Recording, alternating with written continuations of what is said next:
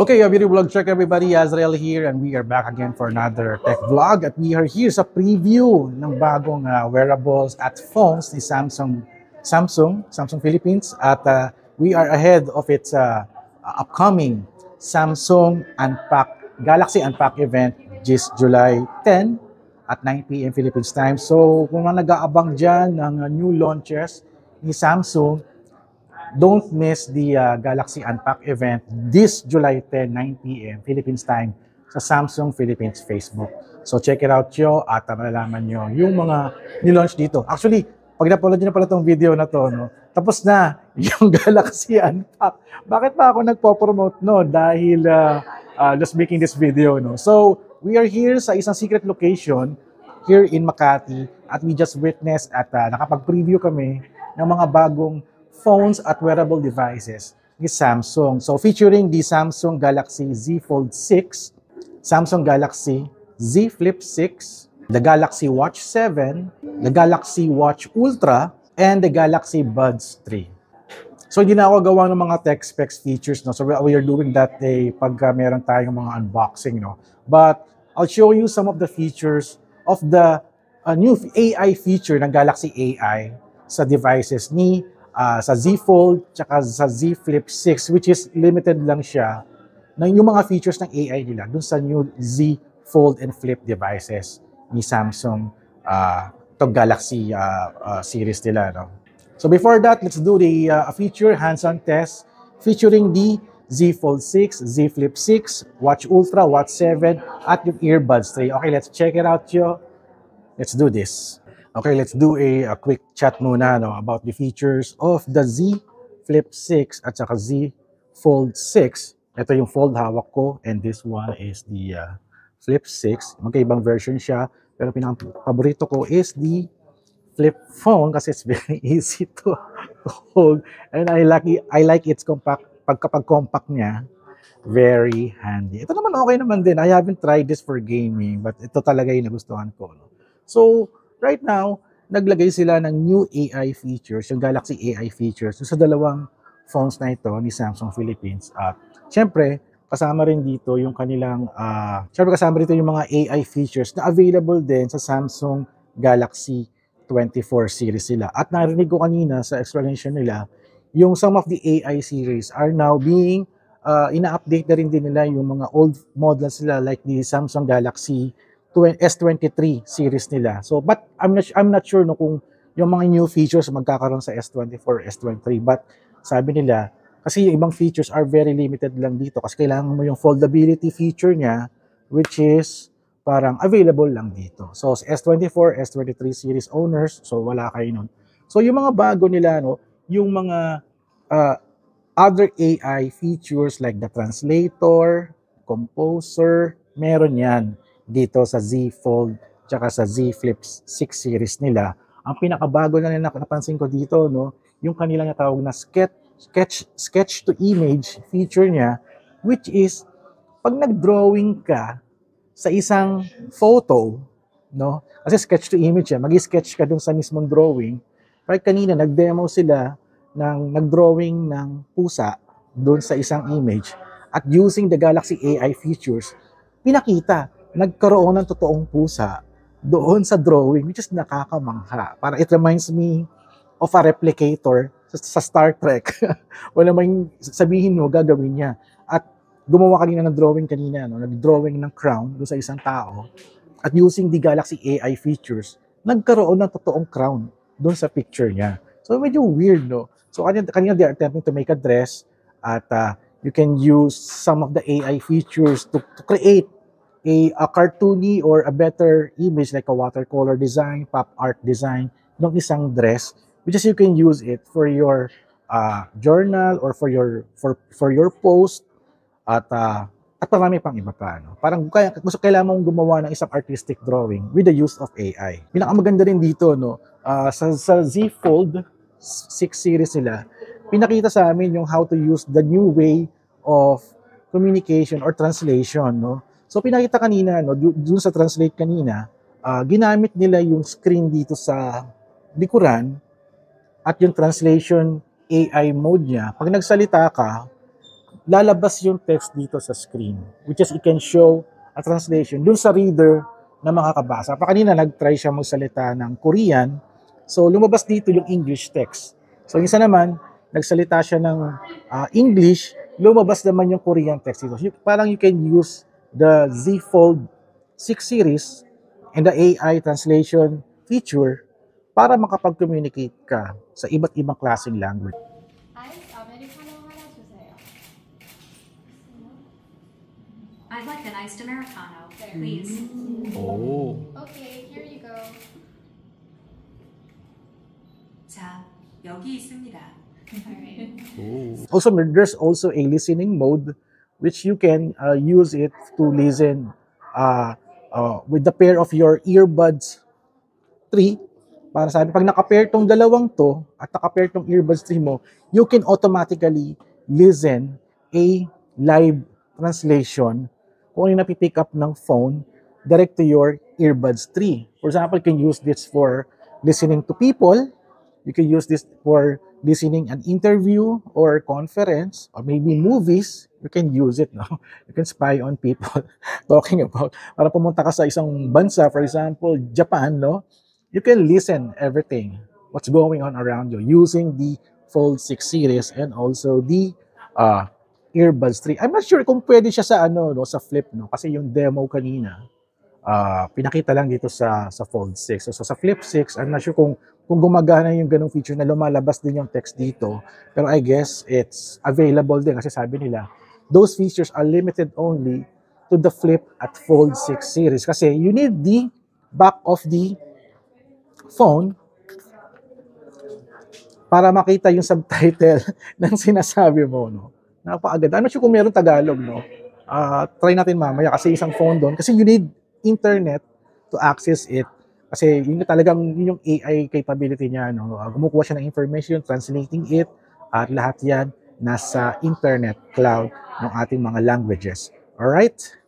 So I guess naintindihan nyo na, no, yung features na itong Z Fold 6 tsaka Flip 6 series, the earbuds 3, tsaka yung watch Ultra nila, napakaganda at pinakita dito, no. So merong video pero hindi namin pwedeng pakita, but I'm sure after this video pilalabas na yung unpack at maybe on this B-roll pakita ko yung some of the scenes nung commercial nila nung Watch 7 tsaka yung Watch Ultra and also na earbuds 3 nila. So, ayun. So, yun, napakita ko na sa inyo yung mga features nila. So, let's do a hands-on test on each of these device para mabuting tingnan natin for this video natin. Alright, let's do this. So, we are here sa aking desk and these are the new devices from Samsung. Let me buting-ting muna the Z Flip 6 series nila. At so, ito yung pinakang favorite ko talaga. It's very compact kasi siya. At ang balita dito, mas pinatibay daw nila yung hinges for this new model, which is mas matibay siya. And I really like the screen. It's much more bigger na. Mas madali ka nang mag-take ng selfies or video vlog nyo. Or syempre, yung pinakang paboritong style ko kasi dito pag nagbablog ako, using this is I can flip it like that at iiwan ko na lang siya sa isang corner at makakapag-vlog na ako. Tulad nito. Nagalaw ko ata yung camera niya. Ayan, tulad niya, no? I can vlog. Nakatayo lang siya. I don't need a tripod. So, kahit anong angulo, pwede na. I can also use the rear camera in recording. Ayan, naka-record na ako. So, yung style ko minsan, no, if I'm doing a vlog at nakaganito ako, I can use it like this. So, para akong naka-video camera na. I really like this style, no? Para akong naka-video camera. It's still, naka-ano rin siya, naka-landscape mode siya. But if I'm going to flip it like this, and press stop, and the phone will record in portrait mode. You can do your TikTok, very simple. Ayan. So, pinakagusto ko sa Flip 6 series nila. And, since wala tayong tech specs dito for the launch, this one is using, wala siyang information. So kung makikita yung information nito, limutan ko na kung paano. So since hindi ko pa alam yung specs nito, pero sabi nila mas better na rin daw yung camera nila for the Fold 6 tsaka Flip 6. Parang mas pinaganda daw nila yung camera. But while I'm talking here, let me narrate na lang some of the tech specs na i-research ko sa internet. So while watching this, while booting thing, you can read na lang whatever yung nakasulat dito. And let's move on to the Galaxy Z Fold 6. Pakaganda, no? Parang 2 colors lang available daw dito, but I like this color. I think meron 3 kinds of color. Nakita natin dito, no? So, heto siya. Ayan. But, gusto kong buting-tingin itong light color dito kasi mas maganda siyang tingnan sa camera. At, naalala ko yung Samsung Galaxy A53 ko. Ito yung color niya, parang pink siya. So, this is the Fold 6. Oh, ang ganda, grabe, oh. Napakalaki ng kanyang screen. You can operate the phone like a normal phone. Ayan. Parang naka-lock siya, no? Ayan. Normal phone siya, ganito siya. Normal phone, you can take photos, take videos. Ayan. May wide angle siya, 0.5 yung kanyang pero weird, no? Baka itong video na to is naka 8K pala. So, Mario Joseph, naka 8K. So, I need to go to 1080p 30 fps para ma-activate ko yung 0.6 wide angle lens niya. Kasi hanggang 8K yung video, oh. 8K 30 fps. Since we're not shooting that 8K, let's shoot 1080p 30 fps. So, para ma-activate natin yung wide angle niya. And for the front camera, ayan, tayo 1080p but I don't see any wide angle thing. But pag naka-photo ka, yung merong wide angle for selfie. Ayan. So, yung kinaganda sa Fold is you can operate the phone like this. This is good for, browsing. At sinabi nila yung hinge din is pinatibay din nila. So, ito yung new features niya and also the new Galaxy AI, yung sketch to image, tsaka yung listening mode, composer, tsaka yung translator which is yung mababasa ng foreign language, yung translation dito sa screen. Parang pinakita natin kanina, no? So, ayan. So, you can operate, you can take photos like this. Parang susi, photo lang talaga yung ginagamit natin, eh. Ayan. Medyo nalilitaw ako kasi iba yung UI niya. Ayan, pwede pa ganito. Ayan, pwede pa ganyan. Take timer. 3, 2, 1. Ayan. Ganon siya. So, very useful siya, no? Pero sa mga to, yung mga nakita kong gumagamit nito are yung mga nasa mahilig sa graphics, reading, drawing, and also, meron din ba tong pen? So, wala siyang kasamang pen dito. Wala siyang, unlike the Samsung S24 Ultra, merong lalagyan ng pen. So, wala siyang lalagyan ng pen dito. So, kasi you can use the pen for drawing, eh. So, this one can also use, let's try. Actually, nag-try na ba ako dito? I think, let's try a photo. Ayan, try a photo. Pakita ko yung AI kanina, no? So, I'll click this AI. Ayan, Galaxy AI. So, let's press continue at cancel at ay gumana.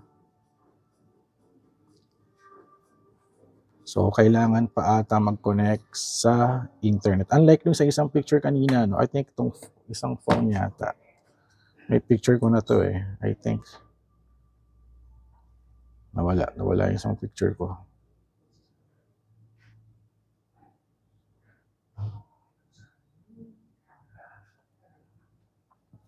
Nasaan na yun? Hanapin natin yung phone na yun. Baka ito.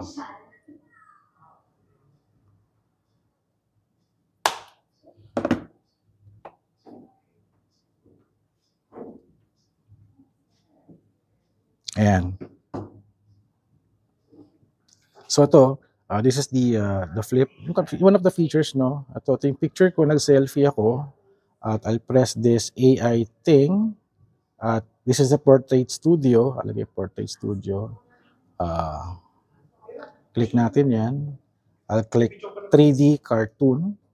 The AI will generate in an image which is, makita mo yung aking cartoon version. So, merong watercolor, comic, at sketch. So, this is me as a cartoon character. Yung hair na kuwang-kuwa pa naman, no? So, maraming version to. You can download it at save this. Finally, I really want to save it. No? Save na natin to lahat para meron tayong copy. Ayan, save natin lahat yan. Ayan, this is shot using the Z Flip 6. So, sa pag-comic, iba na yung itsura ko eh. So, if I'm going to generate a comic of my picture, iba na yung itsura niya. Parang hindi ko nakamukha eh. I tested this kanina. Ayan, no? Iba yung itsura ko dito. Grabe. Pero let's save it na rin din. At least, it's my photo generated by AI. Nagko-connect yung Galaxy, ano. Okay. Save na natin to mga to. Ayan. Save natin to lahat. Ayan. And also for the watercolor, parang it's a version of the comic version. Pero watercolor style design lang din siya. Ayan. Ayan. Okay. Hindi ko talaga kamukha. Iba talaga yung itsura nito. Kasi nagkaroon ako ng panga eh. Parang it's an AI thing. So maybe I generated an image na hindi naman talaga ako. Sa sketch, almost the same din. Let's try it.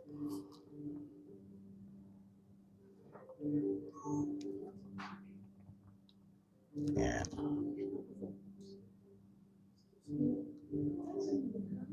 Ayan.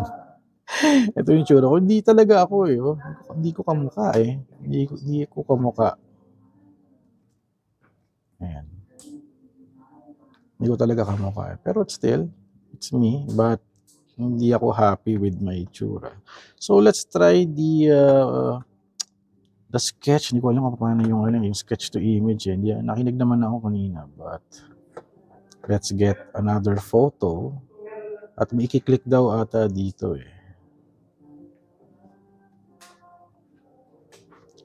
Here we go. Let's draw. Maglalagay ako ng funny hair. Tapos, ano ba yung next na gagawin dito? So, hindi ko alam kung ano yung i-click natin dito para mag-generate siya ng image. Okay. So, hindi ata to yung feature niya. So, I guess, sa ibang device. Okay. So, that's it. So, this is the Earbuds 3. Iba ng itsura niya. This is the Earbuds 3 Pro version niya. No? Mayroon kasing ibang Buds 3 na kulay puti. But this one is very futuristic and high-tech. You compared it to your Z Fold or Z Flip 6 and use this to be a part of your listening mode, translation, kasi nakapag piniri mo daw ito, mas better daw siya. At meron pala itong ilaw sa likod, which is you can turn it on, turn it off. So, the thing is, iba na yung ang ganda ng itsura niya. Hindi siya kamukha nung the old series na parang meron siyang rubber. Ito, wala siyang kasamang rubber. So, yung ilaw, it's a good point. Talagang very high-tech talaga ng inyong Earbuds 3.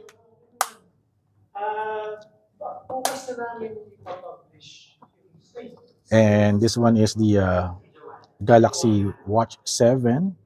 Very lightweight siya at sabi dito kanina, no, it can measure a lot of health. For example, ECG, blood pressure, ayan, for sports, may mga weather, for tracking siya, active tracking, no. By the way, I'm using the Watch Fit 3. So, ibang-iba talaga yung build quality pag Watch 7. Mas lalo na mas maganda if you have the Galaxy Watch Ultra, which is the flagship of the Galaxy Watch series. No, this one is pwede mo siyang gamitin for diving, for free diving. So, hindi ko lang alam kung ilang deep yung kailangan mo, no, requirement. But this one is very, ito yung pinakang malupit na watch na ginawa ni Samsung because this has a 3nm processes. So yung power nito is parang sa CPU na ng isang sikat na phones din, no? So, depende na rin din to on how you're going to use it. Pero medyo konting heavy siya kasi masyadong maganda yung pagka-build niya. Very durable siya. At you can see here yung difference ng dalawang to. At saka yung watch Fit Rico, no? Ibang-iba siya. Pero ito mas gusto ko tong Watch Ultra. And it has a button. Sa button to let you turn on the torch. Also, meron din siyang parang tracking para sa inyong active lifestyle at fitness. So that's it for the Samsung Galaxy Watch Ultra at Watch 7. So that's it for a quick preview of the Samsung Galaxy Z Flip 6 at Samsung Galaxy Z Fold 6, which will be out soon here in the Philippines. Ayan. At very excited to, makita yung mga reaction ng mga tao, lalo na yung mga mag-upgrade because these devices are powered by, meron siyang kasamang Galaxy AI, which is okay na rin din. Kasi the AI is the new thing sa taon na ito. So, huwag kayong dapat matakot sa AI. AI makes our life much more easier. Tsaka yung sa mga features ng mga tech na nakalagay dito. Alright.